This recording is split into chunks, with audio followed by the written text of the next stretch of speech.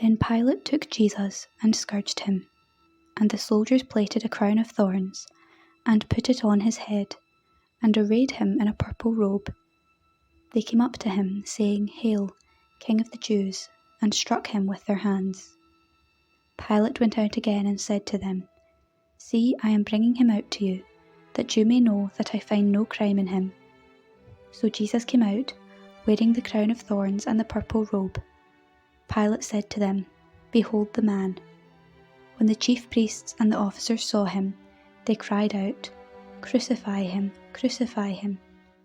Pilate said to them, "Take him yourselves and crucify him, for I find no crime in him."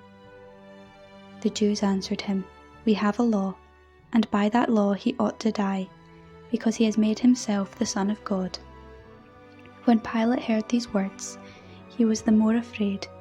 He entered the praetorium again and said to Jesus, "Where are you from?" But Jesus gave no answer. Pilate therefore said to him, "You will not speak to me. Do you not know that I have power to release you, and power to crucify you?" Jesus answered him, "You would have no power over me unless it had been given you from above. Therefore he who delivered me to you has the greater sin." Upon this, Pilate sought to release him, but the Jews cried out, "If you release this man, you are not Caesar's friend. Everyone who makes himself a king sets himself against Caesar." When Pilate heard these words, he brought Jesus out and sat down on the judgment seat at a place called the Pavement, and in Hebrew, Gabbatha. Now it was the day of preparation of the Passover. It was about the 6th hour. He said to the Jews, "Behold your king." They cried out, away with him, crucify him."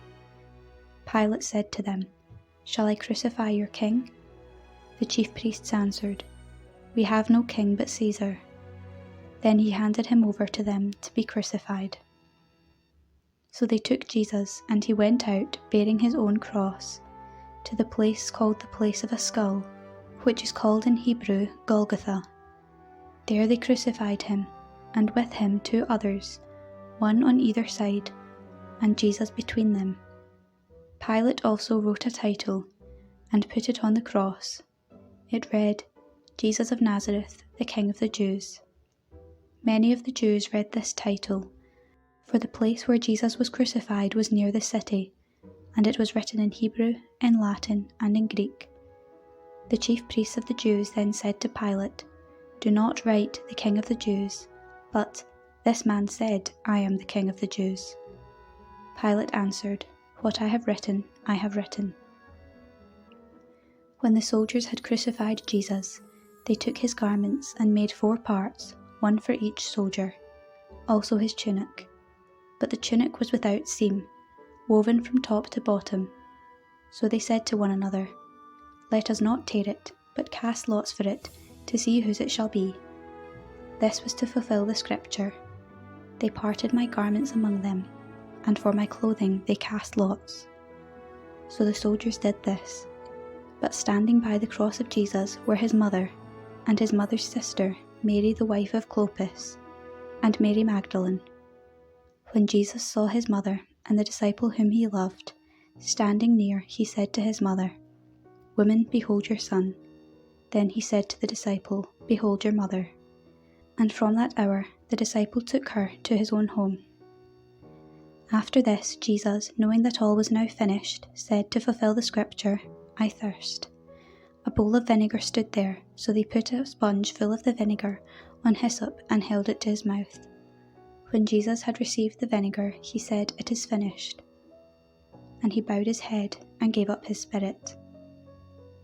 Since it was the day of preparation, in order to prevent the bodies from remaining on the cross for the Sabbath, for that Sabbath was a high day, the Jews asked Pilate that their legs might be broken, so that they might be taken away. So the soldiers came and broke the legs of the first, and of the other who had been crucified with him. But when they came to Jesus and saw that he was already dead, they did not break his legs. But one of the soldiers pierced his side with a spear, and at once there came out blood and water. He who saw it has borne witness, his testimony is true, and he knows that he tells the truth, that you also may believe. For these things took place that the scripture might be fulfilled, not a bone of him shall be broken. And again another scripture says, they shall look on him whom they have pierced.